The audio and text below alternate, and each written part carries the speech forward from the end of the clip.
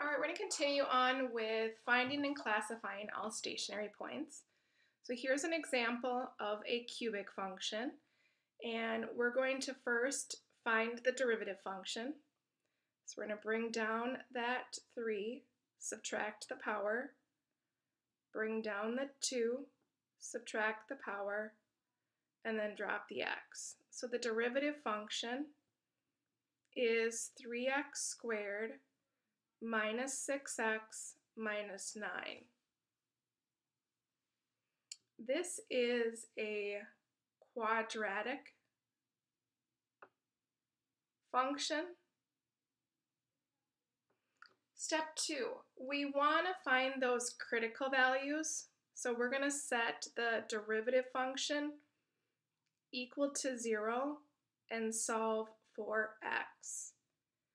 So one way we can do is we can use our graphing calculator.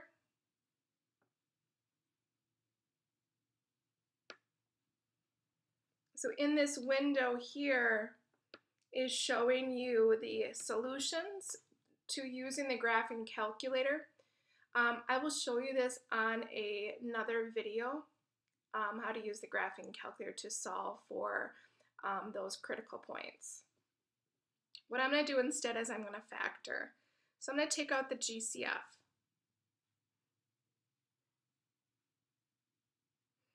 And then I'm going to factor inside that trinomial, and I get minus 3 and plus 1.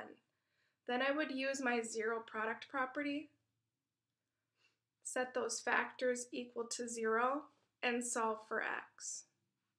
So again, you are allowed to use the graphing calculator to solve these quadratic equations. So these are called your critical values.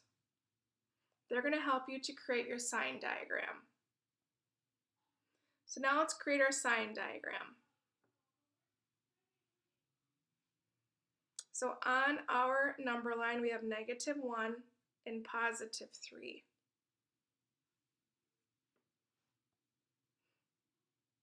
Then what we would do is we would evaluate the derivative function between those intervals.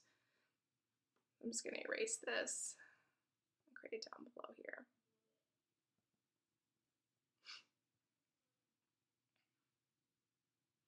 So our derivative function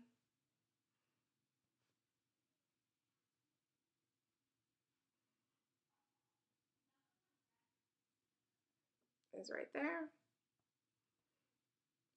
So let's say we want to evaluate the derivative function for -2. We would substitute -2 into the derivative function to see if we get a positive value or a negative value. So I'm just going to go ahead and sub that into my calculator. So I get 4 times 3 plus 12 minus 9. And we get a positive 10. So in this interval, we're going to get all positive solutions. Now let's try a number between -1 and 3. So I'm just going to choose 0. And I'm going to evaluate the derivative function. And we get -9. So between -1 and 3, our slopes in there are negative. Then we would choose a number to the right of 3, so like 4.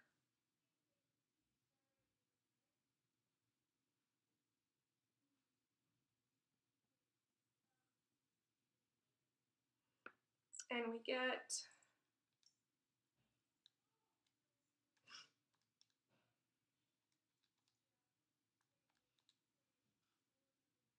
positive 15. So to the right of that critical point, that interval is going to have positive slopes. So when we create our Sine diagram, notice we're going from a positive to a negative, so we're going to have a maximum there.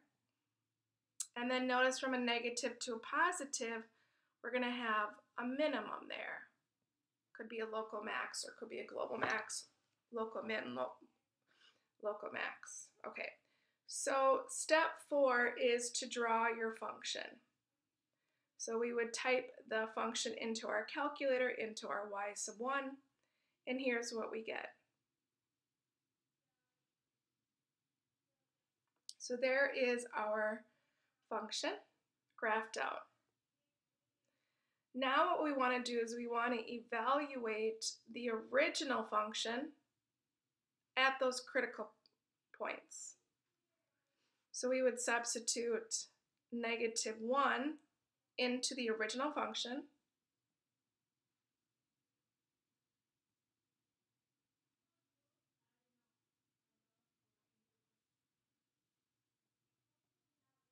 And when we're done, we get 10. So that is our point right here, -1 up 10. Then we would evaluate it for the other critical point, 3,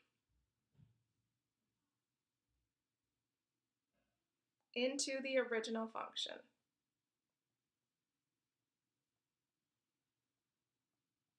And when we're done, we're going to get -22.